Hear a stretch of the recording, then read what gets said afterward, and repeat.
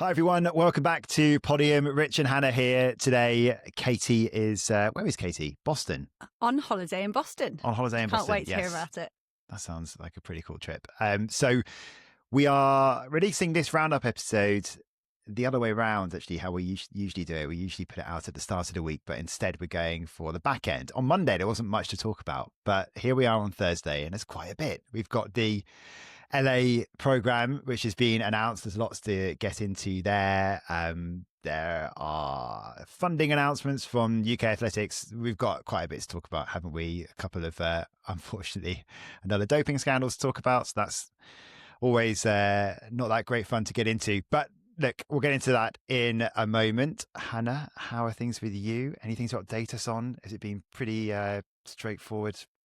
Yeah, delightfully boring, easy week in Birmingham. So that's been very nice. And I really enjoyed releasing Jen and Trev on Monday. It was a lot of fun recording that with Katie at the back end of last week. And we were kind of thinking about the best time to do it. And then, so I'm kind of chuffed we got that out nice and quickly, because I think that was a really nice interview. And it's a great time of year to hear from coaches as well, kind of when everyone's rebuilding and looking towards the next season. So no, I'm chuffed we did that. But not much to report. And you've had another decent week of marathon training as well, haven't you? Getting ready for Malaga. Yeah, I guess. I feel like I'm redlining at the moment. I've only got just over 4 weeks left. So I've actually taken a bit of a down week in terms of overall mileage and just prioritizing the key sessions. So we'll see if I get there to the start line. I'm sure I'll be there when that happens. Cautious. I love you've got someone in your club that kind of advises you, and I feel like me and him could be texting each other in the background, because I feel like we say the same things. We're just like, why don't you just back off a tiny bit? Yes, it's the last phase to get any good training in, but at the same time, if you get it wrong now, you waste everything you've done and jeopardize any sort of decent performance in Malaga. So I think everybody, I think if anyone runs, and it doesn't really matter how much unless you're an elite athlete like yourself, Hannah, or were anyway. Yes. I think you kind of, if you're not guided by someone, you can get a little bit carried away. And I think a lot of runners do the same thing, where they kind of feel, when they feel in like their best shape, they kind of feel they're indestructible until they're not. Right. And then suddenly something creeps up on you and you can get a little bit carried away, and just take someone to look at your Strava or something and just say, that is I have been told this recently, that is a recipe for disaster. No, I think I'd say you're wrong. I'd say elite athletes do that over and over and over again. Really? They just do it more times. And they'll do it from a really young age and make quite big mistakes. And then they're at an advantage in terms of listening to their body. But it still doesn't mean they don't make those same mistakes. Even with a coach telling you what to do. Yeah, because you add in passion, you add in desire. And, if you work to succeed, you have to work hard. And it's really hard to break that relationship between the harder I work, the better I'll do. Like that's such a natural conclusion to come to. And you just fall into that, and you need people to challenge you. I find that interesting, because does that mean then, by you saying that then, are some athletes not going against what their coach is saying? So they're doing everything that the coach is setting them, all the sessions that they need to do, all the program is there. Are they doing stuff on top of that sometimes they shouldn't be, whether that is extra runs, extra sessions, extra gym sessions that you don't need to be doing, but you should be doing, but don't overdo it? I mean, are there athletes sort of sneaking in with some extra sessions that they shouldn't really be doing? I mean, there are, but the problem is just doing what's set, but not listening to your body. Like, your coach is going to write a plan for the next 2 weeks, but they're not going to understand that, I don't know, like the run you done the Wednesday was actually a lot hillier than you thought it was going to be. And then you're like, and maybe not doing every session at 100%. You can do this one at 80. For example. And that's, it's really hard to make. And the kind of jeopardy for an athlete, particularly is when something's written down, you get incredibly obsessive about it. And I think we see that in sort of club runners. Like, Sunday is your long run. And for a lot of people, it has to be if they're working the rest of the week or they've got family commitments, and they get so dialed in and so obsessed that, 23 miles was written down on that Sunday. If I don't do it, the world's going to fall apart. And it doesn't really matter what level you're at. You kind of get invested in what's written down. And so it's not necessarily about doing extra. It's about not pulling back when you have to. And, that's what I said to you guys about why I went out to Font-Romeu with our training group. Because it's just a little bit of saying, because as the athlete, you feel lazy. You feel like, I'm just being a bit of a wuss here, and you almost need someone outside of that to say. And that's what you would have felt this week, with us saying, well, just slow it down a tiny bit, cut out a few things. We thought, well, I want to do well, and it's that. I think that's relevant at any level. The So Strava honestly, you'll graph see is an issue. your Strava graph is an issue. Can we post it? Are we allowed to post it? That's why we always say it. But that's why, you're right, because you get so wedded to a number, 23 miles. What if you do 22.6 and then you go didn't do 23 miles? What difference does it make to your training? And I'll make absolutely no difference. Well, no, even if you you're do, so attached to it. Yeah, no, and even if you do the 23 when you're not ready for it, and worst case scenario is you cost yourself 2 weeks off your feet. A more likely scenario is you totally screw yourself. You don't adapt to that run. You don't get the fitness. You don't get the fitness the next week. But it happens at every level, and it does, yeah. And when you get to this point of training, I think I've only four and a bit weeks left. You're meant to feel like your body is tiring. That's the whole point. You're training on tired legs the whole time, and that is kind of part of the point of training. And nearly everyone's got a niggle at some point, so you just hope it doesn't develop into anything more. You mentioned about that podcast with Jenny Meadows and Trevor Painter. It's a great listen. I really enjoyed editing that, actually, and going back through and listening to it. So if you haven't listened to it already, it's on the feed. They're just good fun, aren't they? It's really good to get an insight as well into the different characters in the group, with how different, we know how different Keely Hodgkinson and Georgia Hunter-Bell are, but just sort of hearing some of those stories are great. And they've actually welcomed in a new athlete this week. Their first American, Elise Cranny, has joined the group, which is that's quite a big thing, actually.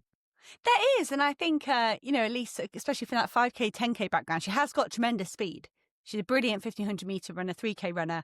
And I'm kind of looking and I'm thinking, where do you fit in that group? You've got Sarah Healy is kind of a 15, 3K, 5K animal, like the Irish woman. And I just think Elise is going to be right at that high end, and it's going to be interesting. She brings a totally different dynamic to the group. And I wonder whether this is an indication she wants to do more 5Ks, or whether it's Jen and Trev kind of exploring coaching into the 10K. I think it'd be really interesting to watch that unfold, and brave for Elise Cranny as well to make such a big decision a couple of years out from a home Olympics. It's a good time of year to change coach. We've seen a lot of people change coaches, here at the back end of 2025. So it's a good time of year, obviously, but a good year as well. But I don't know. I think for an American that's done their whole career in America to come over to Britain, fair play. I think. And how many? Yeah. And also, the amount of Brits that go over to the US for their training, you don't see it the other way around. So we claim the one that's come the other way. Well, I just think it's a good opportunity to really champion British coaching and British coaches and the setup that we have here, because we sort of slam it quite a lot. And there's not enough coaches coming through. There isn't enough coaches coming through. There are not enough coaches coming through. Then there needs to be more support there. But obviously, M11 is a fantastic success story already. And that it's got that international appeal now that's bringing over. I think what we don't have here in Britain compared to the States is a really strong history of professional coaching. It's still an anomaly if someone wants to go and be a professional coach. It's perhaps more common in the sprint events, but we've got this kind of badge of honour of being these stalwarts that go down to their club and volunteer for years and years and years and years. And that's not actually sustainable for world-class athletics. You need someone that can give their all. And I think that's we've seen Jen and Trev take that plunge. And they're going to be a real trailblazer, I think, for many other people. And to lure over someone like Elise Cranny, I think it's great. I still think the best bit of the whole interview is Trev doing the karaoke. You have to listen to it. But we do get Trevor Painter singing, despite Jenny Meadows trying to make him not sing. But they are a lot of fun, those two, I think. And they're a really good example for me of how we say this, that I say this a few times here, professional doesn't have to mean serious. Mm-hmm. It does at times, and there's a lot of, but it does not necessarily mean you have to be deadpan, you have to be miserable, you have to be serious. You can muck around as well. And I love that side of them. Yeah, and just before we move on from that, I think the interesting thing that I found as well was you've got the different coaching, you've got the coaching ethos, like you were saying, professionalism, and it doesn't have to be too serious. You can have fun with it, and how you treat every athlete differently. That's the mark of a good coach in any sport. You don't have a one-size-fits-all approach for every athlete, because everybody's got a different personality, everyone's body's different, so everything's going to change. But what I found quite interesting as well is Jenny especially being quite open about the highs and lows of coaching. It's not always going to be, it's a very rewarding career. If you want to go into it and want to do it, it can be so rewarding and it's a great job. But it's not all rosy all the time. Sometimes you don't want to do it. I think Jen's saying, I did not expect or want to be coming into this line of work. Yeah. But here she is. And, the success they're getting. I think it's really, really good interview. So if you haven't listened to it already, go back and listen. It's fantastic. Yes. Okay, let's focus first of all on the announcement this week of the Olympic Games schedule for Los Angeles 2028. So we now know the competition schedule for all the sports. It's all in there. It's kind of not all, as we speak, it's not all like on a website where like you get to games time and it's nicely laid out on a it's not all layered on top of each other. It's all very much PDFs. Sport by sport. Yeah. Yeah. There's not much visual design gone into it, is it? It's not yet. No, this is just the announcement. I could make a really good spreadsheet if they let me do the work yourself, and we've all been doing the work ourselves. So the key lines really are that it's been billed as the fact that athletics is going to take place throughout the entirety of the Olympics. It's the first time that will ever happen. And by that, they mean day one and the last day, there will be athletics events. So day one, we'll have the women's 100-meter final. We'll have all the rounds of the 100 meters for the men's and women's in one day. No, just the women's. The men's get 2 days. Is that right? Yeah. Yeah. And I looked at that and thought, is that because of the preliminary round of the men's? So you'd be running the risk of 4 rounds for the men's in one day. Because of the prelims. Okay, there are actually actually 4 rounds of the women's in one day. Okay. All the headlines are saying 3, but they've actually got that preliminary as well. Okay, so let's just go for round. So in the men's then, how's that split? Is it? So we talking men's prelims one day and then round one, and then you got the semis and final. Usually, prelims and round one on the first morning session. Okay, and then they get a day and a half off and come back the next evening to do their semi-final and the final. Because I thought, is that why the men's isn't in one day as well? Because it's the 4 rounds, but there's 4 rounds scheduled for the women as well. So you almost there. The organizer almost saying there's no way someone from the preliminary round is going to make the final, which is probably fair. Like we've had it on a European level when they accelerate some people to semi-final stage. We do that in Olympic year. We've had, I think it was Jan Volko made it from the preliminary round all the way to kind of 5th in the final of the men's 100. But I don't think that will happen at Olympic level.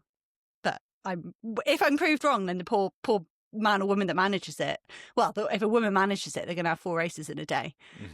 Just brutal. Okay, so we made a great start here. So it says about how it's, but so it starts on the day on day one. We'll have the women's 100-meter final. On the last day, we're going to have the men's marathon. So what's going to happen is you're going to have the usual. We knew already that LA was going to flip things around in terms of whether you if you look at the Olympic Games and you have your 2 marquee sports, and it's always athletics and swimming. Usually swimming goes first. Now athletics will there's always a crossover, and athletics will see you through to the end. This time we knew it was going to be flipped anyway. That athletics was going to start and that swimming was going to be predominantly in the second week. And swimming is a far more popular sport in the USA than it is in the UK in terms of the numbers that are watching it. That's not controversial thing to say. It's not more popular than track and field, though, is it? It's more. No. The point is, it's more popular. Swimming, yeah. If you're putting it in most countries, you would still put athletics at the top. But you still flip. I don't think we're going to see it necessarily in other games. No, as in, but I think if you compare the interest of swimming here to the US, then obviously it's just a lot bigger in the US. I just think. Or is it? Do you recognise that athletics draws an awful lot of fans in? So there might be some people that never get interested until the athletics starts. So why not start with a bang, stretch it out like you have over the whole programme? But if you're starting, especially with the hundreds in the first couple of days, then you give everyone Olympic fever and they hang around for everything else. Yeah. Rather than that first week kind of going, I don't see anything that necessarily interests me, so I won't get involved this week. I'll wait till next week. I don't see it that way, actually. I look at it. I mean, there are a lot of people, and with respect to the other sport, I love the Olympic Games. Okay, so I don't want to be slammed for any comments about my opinions on other sports. I think there's enough Olympic fever when you start the games because everyone's excited about it. That takes you through for 3 or 4 days. Then there's a lot of people who then say the Olympics don't really start until the athletics gets going. which, for some people that is the case. For us, we're massive fans, so we probably say the same sort of thing, maybe. But it's an opportunity also to watch the other sports. So I actually think it then builds, instead you build to a crescendo. So I like the way that goes. I like that way around. And I think from a global point of view, I am, this is again, probably going to be slammed for this as well. Swimming gets a bit boring for me. I do enjoy swimming. I will enjoy watching swimming, but watching 7 or 8 days of, there's no differential. It's still a pool. People are still going up and down. Yes, fastest wins. Racing is fun, but it just gets a little bit repetitive. I love the fact that they're taking the road events out, because I think the road events sometimes get lost in with the track program. I think it's the perfect way to spread out athletics over the whole thing, is take those, because the marathon, it's so iconic as well, the men's and women's marathon, and why not kind of put it standalone on its own? Never mind before we get into who could double. It really opens up the opportunity to do 10K on the track and then a marathon as well, which we haven't seen that frequently. But I love it having kind of its own little place there at the end, the road events. Yeah, and so just to sort of clarify where that is, so it's 10 days of track and field, then the road events start, so that's 15th of July to the 24th of July. Then there'll be a 3-day break. We have the walks, the half marathon walks, and then we've 29th and the 30th, so the final 2 days of the games. We'll have the women's marathon first and then the men's marathon, and the medals for the men's marathon will be presented at the closing ceremony, which is something we see actually at the Olympic Games most of the time anyway. We do, I mean, that's a tradition really. You get a marathon medal ceremony at a closing ceremony, and it's one of the iconic sort of moments of a closing ceremony, really. One of the more interesting bits of a closing ceremony. I think going on for a while. And I always think the flip side of it, which you won't ever see, is an indoor champs, the 4x4 relay used to get awarded at the after party. It was almost the opposite. Like, everyone was already well into kind of blowing off steam at the end of the season, and they'd be trying to do the presentation for the 4x4 on stage, and no one would really care. So it's almost the opposite. You get to go to the closing ceremony at the Olympics. And just whilst we're on the road events, we were talking in Tokyo about the fact that obviously it was so hot and the start times had to be moved for the walks or the marathons? It was the second day of walks, wasn't it? Yeah, so it got brought earlier in the day. It was one marathon and one walks, wasn't it? It got moved, but they could only move it half an hour. That's the only leeway they had on road closures and whatnot. Yeah, it was so hot, and so the marathon starts at 7:15 in the morning, and the half marathon race walk starts at 7:30. So that again, Seb Coe's been talking about the fact that if the heat is going to be an issue at these World Championships and Olympic Games, maybe you have to look at taking him out of the schedule. And that's going to be another grueling. Do you think that's going to be 7:15 LA July? It's going to be the same narrative, isn't it? Yeah, the next 2 major championships, if you look at Beijing, which is going to have similar conditions potentially as we saw in Tokyo, and the same in LA, those are really tough conditions. There's still this. I know there's a reason why people don't sign up for marathons in the summer. It doesn't have it. It's 10K season, 5K. Yeah, 10K no, season. and I still we had this debate in Tokyo as well. I still like the argument of just run a bit slower, and I know we were saying it's in a Tokyo long way, though. It was brutal with it's still pretty fast. You had like the heat coming off the road, and you were down between the skyscrapers and all that and the other. But I like the men's race in Tokyo, and you said it when we were commentating, they just ran their 5K splits exactly evenly. Like the fatigue was cumulative, and they were really hauling ass by the end of it. But at the end of the day, you get your pacing right, and you look at Julia Patternine and the women's to get your pacing right. It's, I don't know, it's fine. It's someone who's not trying to do it, but yeah, I just think it's a debate for another day, maybe. Good talk again about the heat and whether you just run slower. I mean, it does create the potential for more shocks. Obviously, it does sort of pick off more athletes. I just think maybe we don't get the race that we really, really want. And I don't want to see them disappear from the schedule. I just want to say, we don't want to see that at all. But can I also say, I think it'd be so hard to be a marathoner at the Olympics, going on the last couple of days, watching absolutely everything else, not be able to engage in the whole games, because you got to keep your body on that schedule of getting up at 4:30 for a 7:15 start. Like, I mean, as if training for a marathon wasn't hard enough anyway, and like a solitary thing. Then you're going to get to the get to the Olympic Games and sit on your own for 12 days, and then then it's done. But I'm sure they'll still be looking forward to it. I'm sure they will be. Not the women's 100 meter runners will be they'll be back training. They'll had their end of season break. Yeah. Come back. Yeah. Okay, so we're going to go into some of the doubling up opportunities and the controversies of those that can't in a moment. This was never going to be a schedule that was going to suit everyone. That's never the case. You can't make everyone happy. There's going to be 20 sessions across those 10 days. Obviously, 17 of those sessions will have finals. So this is a new thing too. We don't usually see finals in a morning session at Olympic Games, and those finals are. And I guess to try and keep it less controversial, so you don't mix it around like you don't put men's pole vault here and a women's long jump. It's the same events. So women's and men's triple jump and the women's and men's 3,000 meters steeplechase. Now, I look at that and quite a lot of times people will say it's almost like triple jump is the poor athlete's long jump, and the steeplechase is also the one that they would also scrap straight away as well, despite the carnage and the interest that you can get from steeplechase. But would you say that is? I mean, they already looked at as maybe the little sibling for some of the other events, and then you put them in the morning for the finals. That it doesn't sort of scream like a great look for those events. Is that fair or not?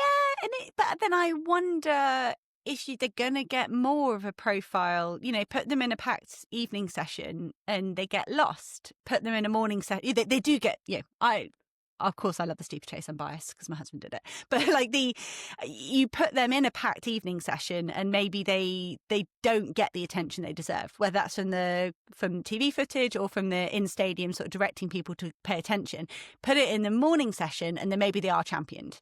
And maybe and it's good for ticket sales as well. And if someone can, it's not great for endurance when you're in a blazing sunshine in one of the endurance races. I mean, it's great for ticket sales and it's great for interest throughout the morning session. You're absolutely right. But if I was to say to you, time difference, they're going to be the that steeplechase one of the few things that's going to be a really easy time of day for Europe. Okay, well, I guess we can look at it that way. But if I said to you before that, if I'd said, Hannah, we need to put one of the least popular track events on in the morning. Can you pick one? You would have gone for steeplechase, wouldn't you? I would have. I mean, you wouldn't do because I mean you've got a passion for it, but it's the one that we picked. And if you were to pick you say, okay, well, can you pick one of the horizontal jumps as well? Mm-hmm. No, I think in terms of you've got this decision to put these in the morning, I'm okay with it. What I can't really get my head around 3 rounds of the 100 in a day. There's been lots of statements out saying it's fine. They consulted athletes and coaches. They have said it is fine, and it allows up. Makes it easier to double, makes it easier to be involved in that mixed 4x1. I trust World Athletics when they say that they've consulted athletes. I have no lived experience of doing that, but there was a lot of talk in Tokyo about the shot put being in one day. And the fact which is again, isn't it? It is again for the men's and the women's, and we're not going to see those. I don't think we'll see those distances, those big distances in the final, if you're making them throw twice in one day. When you've got Ryan Krauser, who's the world record holder, and you're almost taking some of that zip out of him. The women's is certainly in one day. I think the men's might be as well. But why not get LA to see Ryan Krauser throw a world record? Like, why are you jeopardising that at all? That's a bit of a shame. Even the javelin throwers said throwing consecutive nights for them in Tokyo, that's kind of an anti-performance decision. I haven't looked at the javelin for LA. But we know it's so hard to jam these events into a track. It is so hard, from event presentation to safety. You can't throw a hammer. It's really hard what else you can do in the stadium around some of these field events. Not shot put, doesn't take up much space. But I'm more happy with the morning finals than I am about dampening something like the shot put by having it all in one day, or even the 100. Could Melissa Jefferson Wooden run even faster if you gave her a kinder schedule? Well, that's what I was going to ask about then, putting all the hundreds in one day. Does it? How much will the times have an impact in terms of the times that we see, and does it matter? Does it matter if we have a slower 100 meter final if we get a good race overall? And I don't know. so, People because it's love. not, Yeah. I know people. It's the whole point is who's Well, the you think fastest whenever woman, who's the fastest man on the Duplantis, planet. when Duplantis chucks out a world record, like it does, like Paris, him doing that world record right at the end of the session, like it is special, and you want to have that moment. And I don't know whether anyone could get near Usain Bolt's record or Florence Griffiths-Jones' record. Like I'm not sure, but I think Ryan Krauser could get near his own world record. And I don't know. I think you're right. It doesn't. Would you rather see Noah Lyles or Melissa Jefferson Wooden, more specifically in the women's 100, do the 100, the mixed 4x1, the 200, and the 4x1? Like, is that more important than it being a 10-7 versus a 10-6 for the win in the women's? Probably is.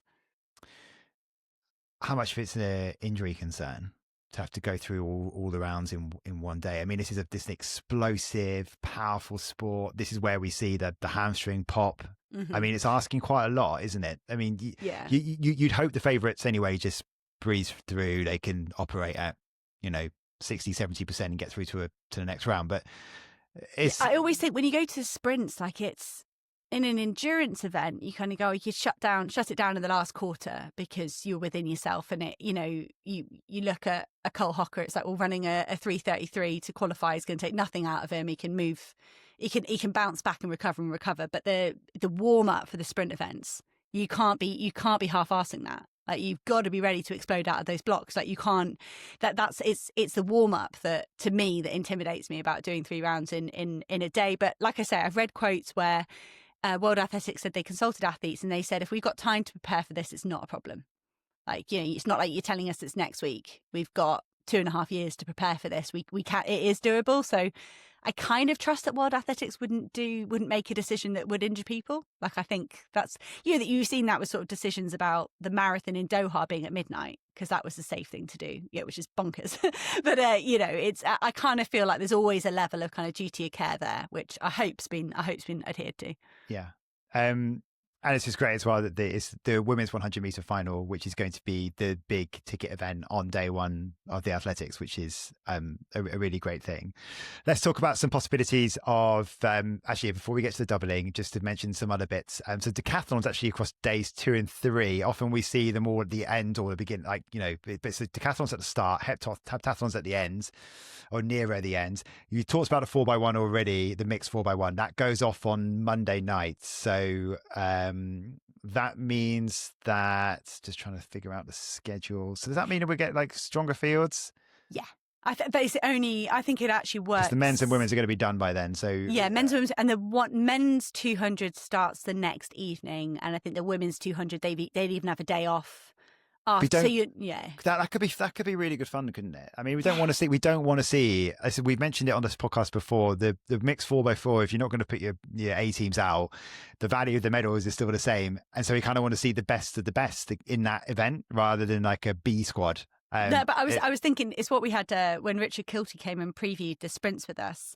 I hear you. You don't want your B squad, but would you rather a B squad of men and women that can change a baton than you all start? Like, is that's going to be a whole load of technical chaos? That's what the Germans are going to win, because they're going to. Well, you mentioned this before. Like you can have a team that's greater than the sum of its parts, because if you're a well-oiled squad, then that's usually, this is what we say before. Don't just put all your best people in if they're not going to be good team players. It has to be a good team. But I'm just saying that if you still want to have the best team with the best runners. Well, the schedule isn't. I don't think the schedule is jeopardising that lineup. That's what's exciting. So that's a good thing to see. It's one of the big sort of innovations that we're seeing within major championships with athletics. Well, we'll see it in the Ultimate Championships in Budapest, won't we? That'll be our first look at it. Okay, so let's talk about doubling. Should we talk about the positives or the negatives first? Talk about the positives. I love that those traditional doubles, the 1, the 2, the 8, 15, 5, 15, 5K, 5K, 10, like that's it's all possible, isn't it? It's all possible, and I think we've got a really strong generation of middle and long endurance runners that. You Beatrice Chebets and Jimmy Gracier's now in the men's side, but athletes you want to see being given, like I say, that sort of performance decision that they can totally go in both events. I think we've got some real megastars in the sport, and they're going to be totally fine with that. Your Inga Britsons and everything. And Yeah, you Anya can even Hassan, she can do everything. yeah, and there's good possibilities to also triple in the 15, the 5, and the 10. I think a little bit more than some of the schedules we've seen before. So I think, do you think there's been real consideration, a real focus on, and I'm sure there is anyway, but just a little bit more focus on whether you can double? Because I feel like the build up to Tokyo had maybe more conversation about this sort of thing than we've seen for a little while in terms of the possibilities of doubling up. Yeah, I think in the Olympics you've just got the grace of the 10 days. I think your problem with World Championships is like it does come down to 9 days, and you're trying to have drama the whole time. You don't want to add in a whole day or just a half day or whatever to allow these doubles. Whereas the Olympics, you've got more time to play with. Even with taking those road events out as well, I think you've got more time in the schedule to make those doubles work. Repechage is staying in, and that's not a surprise. I don't know, like what were your reflections of that repechage kind of after Paris? It created some drama from our own point of view with George Mills and the like, didn't it? But I'm not a big fan of a repechage generally. I know it's also there because of the size of the fields and the opportunity that you have to give for those universality places. Well said. Universality, hard word to say. Really put some effort into that. You notice how much I slowed. Yeah. Grounds for whole universality. I don't like it, so I would get rid of that. I'm not a fan of it, and I think it just it complicates the sport as well for viewers. I think, it's especially almost those. You know how we've had no time qualifiers, from 1500 upwards. Yeah. That's which simplified. I like. That simplified everything. Yeah, it does. It was almost the repechage almost. Oh, we were comfortable with the fastest loser spots up until 1500, but now you've chucked the repechage in. It's like a step the wrong way. It's a step in the opposite direction. It's just, I think the word you use was right. It is a step in the wrong direction. I think also if you're a fan that doesn't, or if you're a spectator who doesn't watch athletics all the time. And actually, even if you do, because you forget about the repechage maybe when you get to the Olympics, because it doesn't appear anywhere else. It just you go like, oh, they're out, that's the drama, and you're kind of like, well, the drama's actually gone. There's actually not that much drama because they're gonna get another chance to do it, and you're kind of like, why? Well, like in how many other sports do you get the opportunity to do that? Like not many. No, you do the group stages of every tournament that has a group stage. Well, you're saying because you can come first and second and then go through it. Well, you can go through on gold. Yeah, I don't know. Yeah. Yeah, but you can't go through. But like from that analogy, you can't go through to the last 16 and then play your last 16 match, and then you lose and you go and play against another team that's lost in the last 16. That's just stupid. I think from a television point of view, I don't think it makes sense for fans. I think we have our sport is really clear cut. You want that jeopardy over the line. You want that passion and that reaction. I don't think it's logical, but from a athlete point of view, I kind of think you could be at peace with it if you don't make it out of that first round. You get your second chance. You still don't make it out. You can kind of say you're not sat there going, "Oh well, I was cut up." Which isn't really, for me. That's not part of kind of growing our sport. It feels nice from an athlete point of view that if you really felt you were worth a semi-final place and something didn't go your way in that first round, you have got a second chance, and so you can't really feel hard done by after that. But that's not a kind of innovation and exciting kind of way for our sport to go, but it's nice for the athletes. It has given me an idea for a podcast actually the next few weeks. Yeah, have you got some punny title? No, just there's some things about maybe like something we can talk about, which I think maybe we'll try and do in the next few weeks if I can convince you. Okay, let's talk about the negative side. And then I say the negative side, it's got a big reaction. Controversial. It's got a big reaction in the USA, and it's because of Sydney McLaughlin-Devroni. She cannot double up in the 400 and the 400 meters hurdles if she wants to. The schedule just doesn't allow it. And as a result of that, Bobby Kersey has absolutely said what he feels. No, they left nothing to the imagination in terms of what he feels about this decision. He said, I'm just going to quote him on this. She's proven she's capable. She's capable of doing it. Why not give her the opportunity? We're a sport fighting for attention. Why do you make this decision? This shows the weakness of our sport. We've got the stars, but we don't get any help from the top. And he said it's the world's loss. Now, is this... this is her coach, by the way, if anyone doesn't know who Bobby Kersey is. Now, is this... from my point of view, I'm looking at it and going like, that's okay. It's a shame. I mean, yes, it's an American event. It's in the USA. There's obviously going to be a lot of focus about what the Americans can do generally. We don't actually know what Sydney McLaughlin-Levroni's plans are for the next 3 years. We've even been, talking about flirting the possibility with the 800 meters at some point. So, but maybe Kersey, speaking as he is, shows that maybe that hasn't really been entering their minds. Maybe it will help them change their mind. Who knows? What do you think? Is it a bit overblown? I'm personally, from an international point of view, I'm kind of looking at it and going like, that wouldn't be the big narrative that I'm looking forward to. From 3 years out from the Olympic Games, there's plenty of them. Seeing what she can do, generally, that's exciting. But for me, the possibility of a almost guaranteed double is not that exciting to me. Well, I think I would be excited by her doing the double, but I think the issue for me with like Bobby Kersey here and Sydney McLaughlin-Levrone has not said anything. This is all her coach that's being outraged this week, and I'd sort of say, well, how many major championships have we gone into when we've not known what she's doing?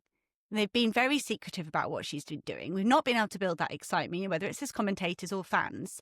So you can't almost then turn around and complain when something you haven't really overtly committed to isn't made possible. I think you can't. It's like the boy that cried really wolf. Good point. Like, and if they were going to, and I'd read one thing, it was Jonathan Gold on Let's Run speculating, is this World Athletics and the IOC trying to force Bobby Kersey's hand?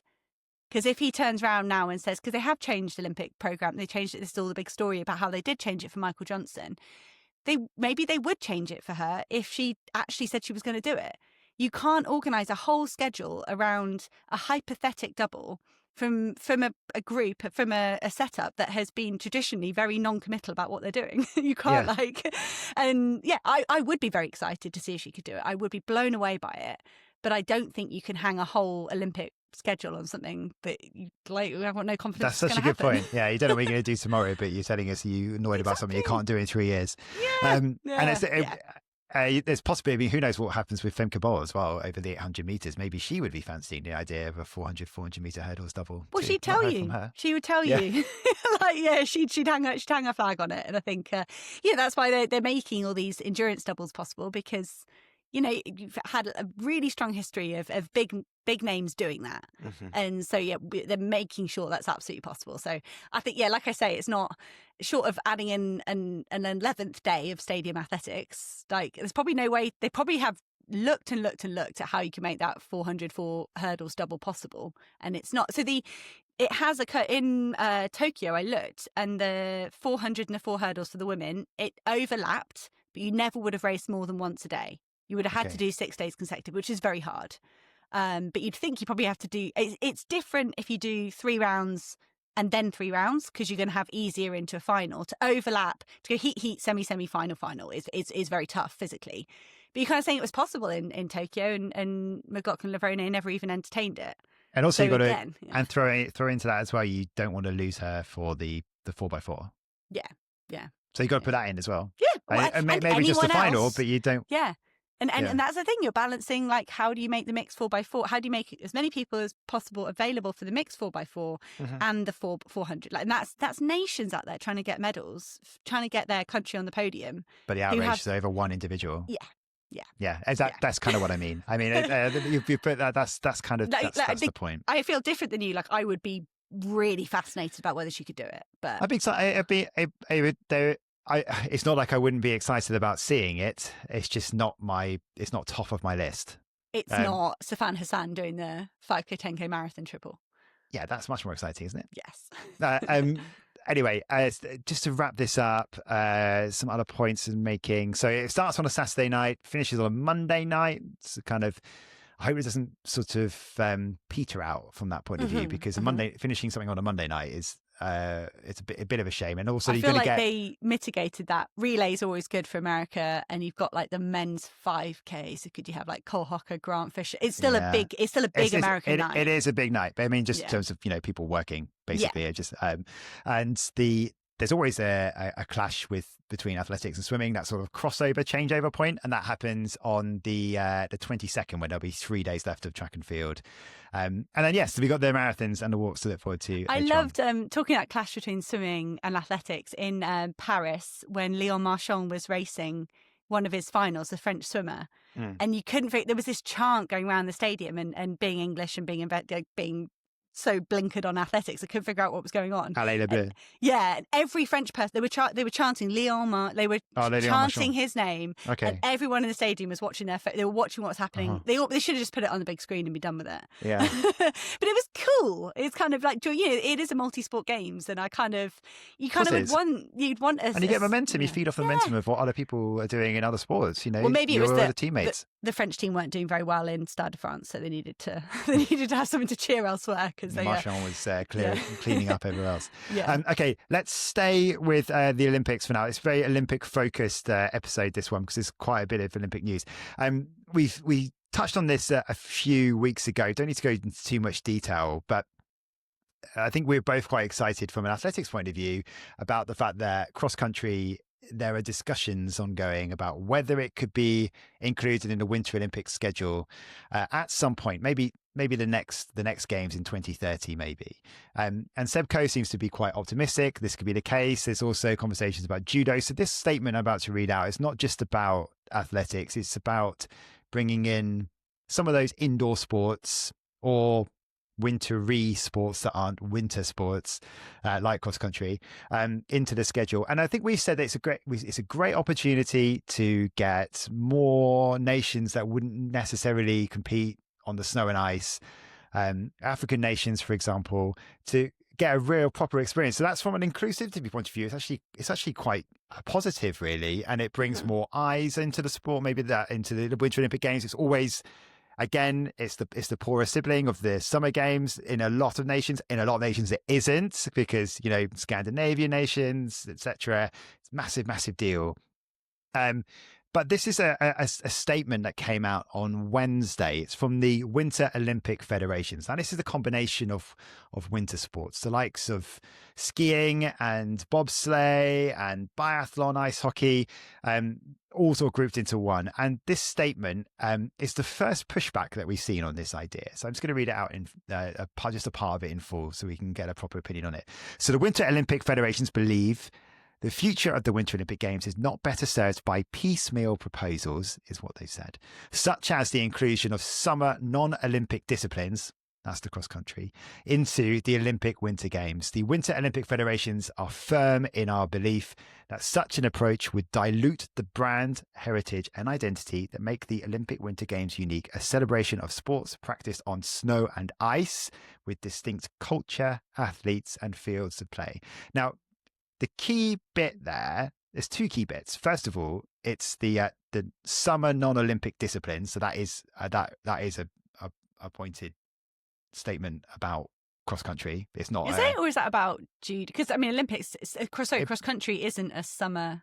No, but summer. So I think this phrase is summer non-Olympic discipline. So they're talking about events that are not in the Summer Olympic program already. Yeah. So judo's in there, for example. Cross country is not part of the athletics schedule at the Summer Olympic Games. That's kind of what they're trying to say, I think. And then the other key point is snow and ice. Now, the snow and ice bit is important because that is what's in the Olympic Charter. You have to change the Olympic Charter to get cross country and judo in. We were talking about this, So that is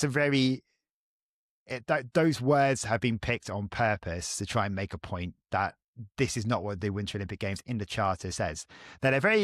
They're saying in this statement, there's way more than what I just read out. It's about, if you're going to want to innovate and bring this to new audiences, then you need to innovate. You can innovate the sports that are already there and bring in new disciplines to make it more exciting. Or you can try bring in some other sports. And then there are some other sports that are coming into the Winter Olympic Games schedule in Milan Cortina next year. But this is the first pushback we've seen. I just wonder whether that is something that can be fought. The conversations will keep on happening. It requires sign off anyway. It's not just going to be about their opinion. You're going to have all of the federations around the world who will have a say on this. And clearly the African nations especially are going to be very, very keen. The stronger athletics nations are going to be keen. But there's just going to come a point where some of these sports are going to start having a little bit of friction. It was just an interesting development this week where the momentum maybe all seemed to be, in terms of the narrative we've been hearing about it, it's all been heading one direction. And this will just start pulling it back. I don't really agree with an indoor sport like judo coming into the Winter Olympics. I think they have indoor sports with the curling and the ice skating, and which are on ice, and I think that makes total logical point and logical sense. And I do think cross country fits, and I think I said it when we were talking about it the first time. I said run it on the biathlon course with the snow. Maybe don't pump the extra snow on it that you might want for biathlon and ski cross and stuff like that, like cross country skiing. Sorry, like, you know, but it's. I know they're saying they're going to create a separate venue for it, but I don't think that's that necessary. I think it does fit. So, and the thing is, I think when they say this bit here with a distinct culture, and to me, when you look at the Winter Olympics, it's quite economically narrow. A lot of these sports are very expensive to get into. They rely heavily not only on living somewhere where you can do that sport, but also having access to the facilities and the equipment that you need to do those sports. So I think it could be a real own goal to lose the opportunity to open it up to a to something like cross country, and the lovely idea behind cross country that all you need is a pair of shoes and you can crack on. And I think there isn't a lot from, maybe I'm missing something obvious, but there isn't a lot of that in the Winter Olympics for me. It's not, you can't just walk out your front door and have a go, unless you live in, I don't know, in the Antarctic somewhere. You got some rocks you can curl with. And so I don't like the idea of saying, we've got a distinct culture, and then you've got we've got distinct athletes. Yes, you've got a smaller range of nations, and like we say, open up, invite some other athletes, have some other nations, make it more diverse. So I don't know. I get the snow and ice argument. I get that, and I get the passion between not diluting your brand and your event that you're very proud of, and I get that. But I also think, lift your head up ever so slightly, and I think cross country should be considered different than it sits okay with me compared to some of those other like possible additions. Yeah, I mean, I'm completely on board with you. Like, I want to see cross country in the Winter Olympics. I think it'd be really fun. But I'm just playing devil's advocate here. World athletics athletics generally in the global sporting sphere, we've talked about this a lot of times, it sits right in the middle, like underneath the top tier sports in a lot of nations. So the UK, football, cricket, rugby, the USA, American football, baseball, basketball, and it always sits in the middle where it's like not niche completely. It's kind of like taken for granted quite a lot, I think. And so, but when the Olympic Games come along, it sort of pushes to the top, right? Because it's the big, and in a sporting sense around the world, athletics is kind of like sort of middle of the road, I guess, in terms of people's consciousness the whole year round. But when it comes to the Olympic Games, it's a big fish, and it's the big fish. And World Athletics didn't make itself too popular with other sports in Paris when they decided they announced that they were going to award prize money for those medalists, and that it's going to increase by the time we get to LA. So I kind of understand in a way the concerns from this. The Winter Olympic federations are these groups of bodies of all the different these other winter sports all coming together as one, and I can see why they would sort of push back up against the fact that you bring athletics in and suddenly they might be a bit like, the big boys are here, guys. Like, do you know what I mean? Do you know what I mean? Yeah, I think there yeah. might be a concern about that kind of thing. Like, don't take over. You suddenly bring in one of the most powerful sport in the Olympic movement, essentially, into a place where it hasn't actually existed. Does that make sense? It does, and yeah, and I totally because get where that. do you stop it? Because the cross country could come in, but then what happens next? That might be the concern, right? No, and that's why I love the snow and ice, like line in the sand is a really, really good No line sand, in the sand. just snow and ice. Yes, sorry, snow ice, beach volleyball at the Winter Olympics. Ta-da! But like I'm totally fine with that as a standard. That is a requirement for something to be in the. So yeah, make it cross country on snow. Do it. Okay.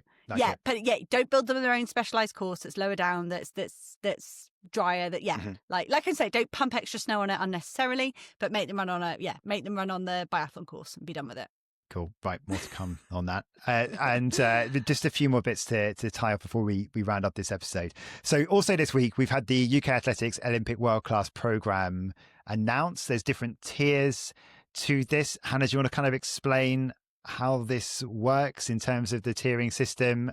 It's that the first thing to say is that this isn't through to LA. This is a year funding cycle. The door's not closed. You can get back in next year, perhaps, if you show that you're worthy of this funding. But if you want to sort of summarize how this works. Yeah, we get a load of money from UK Sport to basically use to get medals in LA. And there's lots of sort of frameworks and guidance that UK Sport want you to adhere to it. And one of the things you do is give awards to athletes to help them train and be able to compete at that level up to LA. And I think the thing we lose sight of when these lists come out and that everyone gets frantic about is they lose sight of the fact that it is whether these people can medal in LA. And yes, it's a subjective decision and everyone's going to have an opinion on that. But it is basically a calculated gamble of who they think can medal in LA, and they do it against statistics and this, that, and the other, and try and extrapolate. What does that performance mean this summer? Does it mean they can progress through to medal in LA or in Brisbane?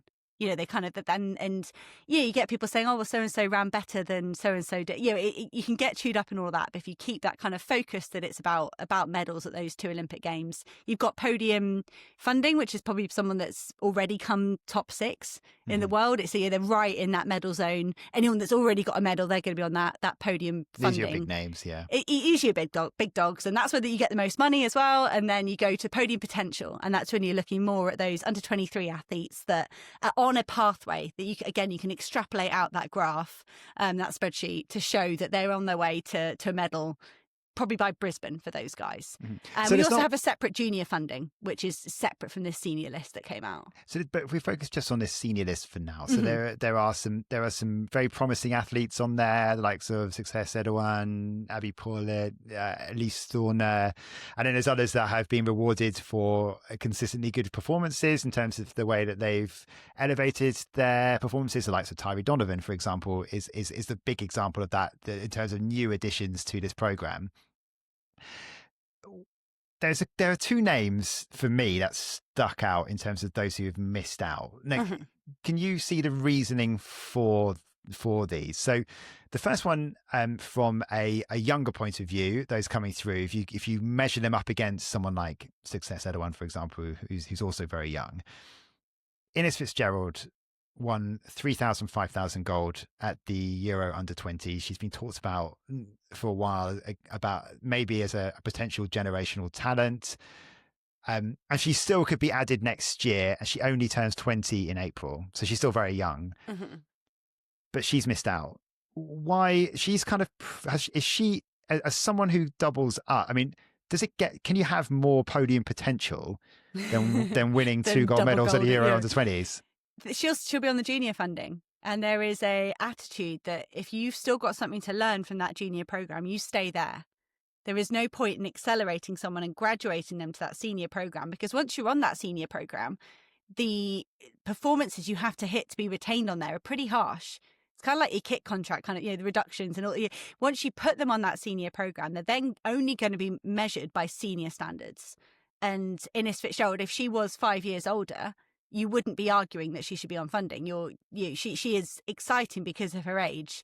So treat her as her age and put her in junior funding and give her that kind of environment where you're going to be exposed to different educational things, different ways to improve yourself that are relevant, age and stage relevant, rather than chucking you kind of in at the deep end on a senior podium. So you make sure you don't get too young. And it makes sense. The likes of Success Erdogan's 21, I think, for example. Abby Paulette's like 22, 23, is she? Yeah. So you've got people in their 20s here, and I guess, Fitzgerald's not even hit 20 yet. Well, and it's Success Erdogan on the relay program.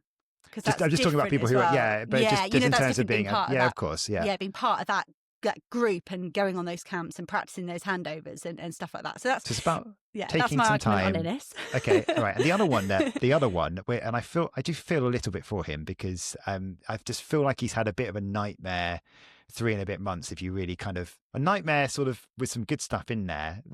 Eugene Amrodadze, has had his funding, he's dropped. He's not part of the program anymore. Now, this is a guy who went third on the UK all-time list with 987, but after he'd finished outside the top 3 at the UK Championships.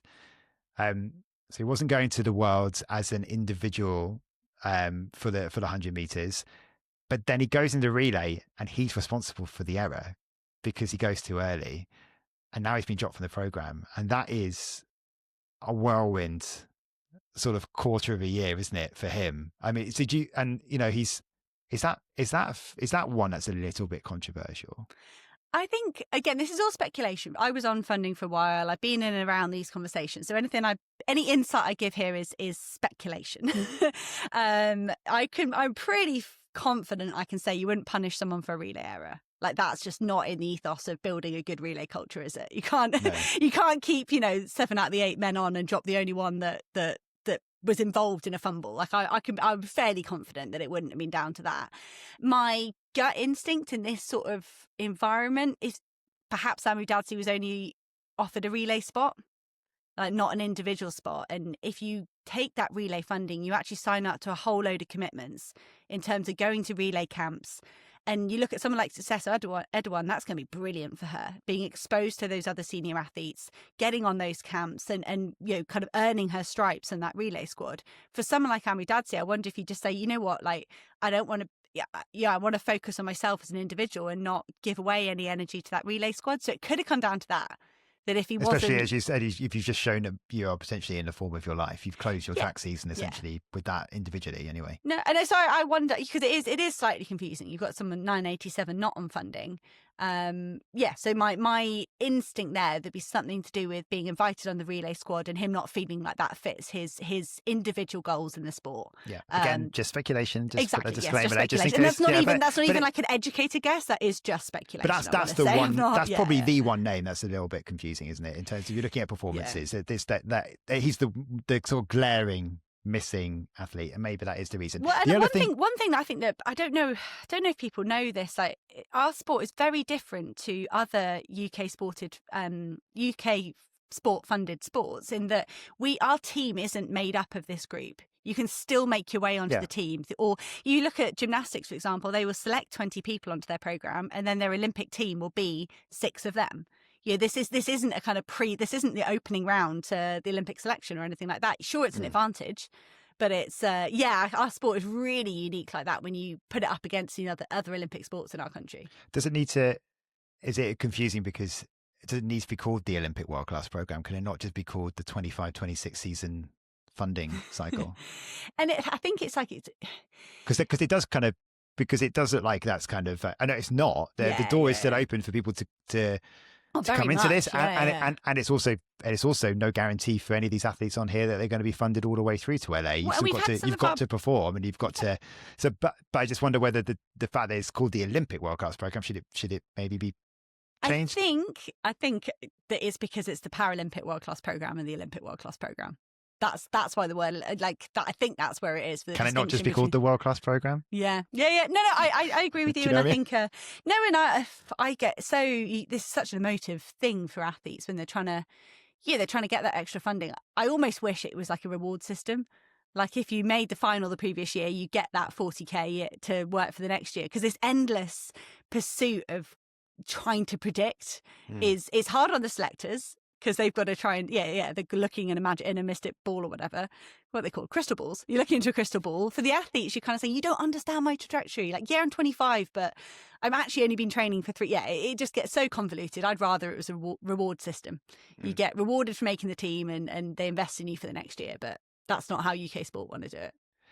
What we also get from this is some confirmation of coaching appointments and assignments and where people are moving. So just the ones that we, the 2 main ones I think are quite interesting to talk about are, well, firstly, Dina Asher-Smith, who this could be a fantastic link up for her. She's going to Texas. She's going back to the US, having come back here. To Texas, just to another group in Texas, isn't it? Yeah, I know that's. I mean, because. So she's going to be with Michael Taylor. So that's the same group that involves Trey Bromell. But I mean, all the talk that we heard from her was about being happier at home. Maybe it was just a reset that she needed. But when she left the training group, came back to the UK, we saw the performance levels and the times. They were much more impressive. She talked about feeling, well, I called her a couple of times about the loads being off, just feeling more relaxed, looking more like herself. She felt a bit more bubbly. I felt like she'd been a little bit more closed off maybe in this last couple of years, but she did seem like back to her usual self once she sort of broke free of those shackles. And I mean, it's not an easy place to train in the UK in terms of you're going to be a sprinter. And there's obviously so much resource out in the USA, but she's going back to that environment again, a different environment, different training group, similar kind of place. What do you think of this? I mean, it's also looking at her age, though. Obviously, she's been around the sport for a long time. This is it's the case for both Dina and Imani Lansico. We're going to talk about in a minute. It's kind of like a bit of you need to have one more pop, don't you? I guess. Well, I think that's what we already referenced, sort of Elise Cranny from a US point of view. Yeah, so sort of one big last move potentially. And I wonder when I saw this move for Dina back to Texas, I wonder if I almost put kind of joined up some dots that weren't there. Like, was she being polite in sort of not trashing the group she was leaving, and we sort of ran with that and said, oh no, she wants to be home. She's a home girl. She always talks about how much she loves London. She wants to be home. Whereas in fact, all she actually said was, I needed to leave. But she said that in a polite, respectful way. So now she wouldn't open up about exactly how it was going. You're right. We didn't get a lot of detail. And I think not just us sort of on the podcast or whatever, or sort of speculating over dinner. I think there were a lot of us out there that joined some dots that kind of was like, oh, she wants to be home. And I think that's part of that. But I don't think she ever said that. She she didn't say she wants to be home. She feels more settled and relaxed at home. So I think. But did she say at home or did she say leaving? I wonder. I wonder if we'd. Well, yeah. No, I don't think so. She definitely was saying about the fact that coming home had been a real release for her. Now that those two things could be the same. Those 2 points can kind of be the same. Maybe she needed that at that point. It hadn't whatever happened before didn't go to plan. She didn't want to go into detail about it. What she needed at that time was to come home. Now she's ready to go again. That reset's happened. It's complete. Yeah. Now she wants to go one more. I don't know anything about that group, like who should be. I know, you said Trayvon Bromell, but I don't know the other women she'd be training with in that group or anything. Yeah, didn't know a lot about that guy. But I know Baylor's got a tremendous history of sprinting. Like, we know that, but yeah, I wouldn't be able to kind of list the roster like you could in her group before. Yeah. Someone we do know a little bit more about is where Imani Lansico is going. So she's now with, always get his pronunciation wrong, Marco Ararale. Oh, that sounded good. And so she's going to Italy. I could have done a lot more simple, couldn't I? So obviously he's been responsible for helping Amy Hunt become a world medalist. And Imani is significantly older than Amy. She turns 28 next month, but she's always had quite a lot of talent. It's always been a lot of excitement around her. We maybe haven't seen her reach her full potential yet. I just wonder whether you think it's still a good age. It's a really good age for her to really be pushing on now. Do you think? Yeah, I've written down here, can lightning strike twice?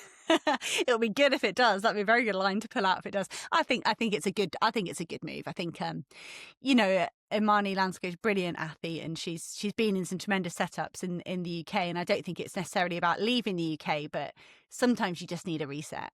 And you need to sort of look at everything with a fresh set of eyes. And sometimes you can do that moving 50 miles. Sometimes you really need to relocate. And I'm not being funny. If I could go live in Padua, I'd think about it. I think, I love Birmingham. But, it hasn't worked for everyone. We've seen Jeremiah Azu come back to the UK. Adam Jamili was part of it as well, right? And Darryl Anita as well. So it's not. There's still, it has worked for Amy, and I guess we're going to see now whether the same thing can happen with Imani. So some interesting coaching changes that we saw. Before we go, I guess leaving on a bit of a dampener. First of all, just to say about we know about the story that's come out this week about the International Olympic Committee potentially changing some of its rules on transgender athletes. this is not us ignoring that conversation. There isn't anything in writing from the IOC, so we can't really look into it yet. Very much grey area in terms of what might be happening with DSD athletes as well. I mean, until we know more, I think we're going to sort of leave it for a bit, because I think there's been too much kind of said and misinterpreting of what the new rules will be when they come in. We don't know. We don't want to. Yeah, we need to understand the whole situation. We need to know. We need to see. We need to see. It. We're trying to say we're not ignoring that conversation, but we'll have it. But I think what we can say is there's been some very lazy uses of imaging to sort of highlight some athletes. I know that Nikki Hiltz has gone big on it on social media, and rightly so. And I just think we've talked about this before, this sort of confusion between transgender athletes, non-binary athletes, DSD athletes. It's very lazy, and it's also it's very really important. It's a very really important thing to be lazy about. And it's very easy then for other people to be jumping on, with just because someone has made a mistake, or someone's been lazy, or someone's unfair on the massively unfair on the situation. That's one thing we wanted to say about it that we haven't been particularly impressed. We'll come back back and talk about the rulings and everything like that when we know more. But there's we a can definitely say that. Leaning side of the political spectrum that might be driving that. Let's end with a negative as well. Another negative. It sort of brings us back full circle in a sort of negative way. We were talking about how in the US, obviously, it's all full focus on the Olympics, and the Americans that are going to be there. Marvin Bracey Williams has received a 45-month ban. He won silver at the World Championships in Eugene, tested positive for testosterone, tried to tamper with investigation, breach whereabout rules as well. It now means, though, that of those, the clean sweep of the 100 and the 200 in the men's events at Eugene, half of them are now being banned for different reasons. So Bracey Williams is the latest one. We've had Arian Knighton as well, and Fred Curley, who looks like he's obviously never returning to the sport because he's going to clean sport because he's going to the enhanced games. That's a really bad look. I think it's really, it's not passed too much judgment on the rest of them. I don't want to start saying anything else, but there's a really good article that actually Matt Lawton has written in the Times. Search it out. It's about just looking at the similar sort of story about how this isn't the great look ahead of LA 2028. I talk about some of the East African athletes maybe who were getting caught doping, but that is far too many. Half of that field of that clean sweep are gone already, and it was only 3 years ago. And I think it's just not the best situation to be in, is it? No, and it's just it is really rubbish, and I think I do feel for sort of other athletes that are from nations when it's all everyone gets questioned, and that is I really like Sebastian Sarway and Benson Kiprutu talking about the athlete in their group. It was Kiprutu particularly gave him credit before Boston, sort of really facing up to that narrative of someone in his group failing, and I like failing a drugs test. I like that attitude when athletes own up to it, but I also just feel like it's so hard that it then leads us to doubt. Some people say, I can't believe in any of the American sprinters, and which it isn't fair, but it's the attention our sport doesn't need, and we should be championed for the fact that we have really stringent drug testing protocols compared to some other sports, compared to some other Olympic sports. But unfortunately, it just always it always just invites that criticism, that cynicism into the sport, which is just lame. Yeah, it is. Let's end it there. That's quite a lot to get through today.